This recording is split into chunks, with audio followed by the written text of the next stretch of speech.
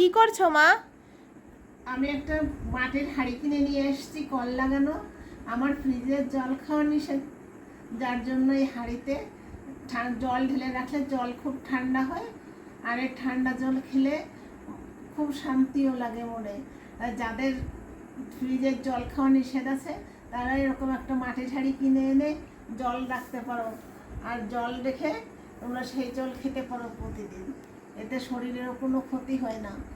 এই জল কি খুব ঠান্ডা হয়? হ্যাঁ, প্রচন্ড ঠান্ডা হয়। বাহ।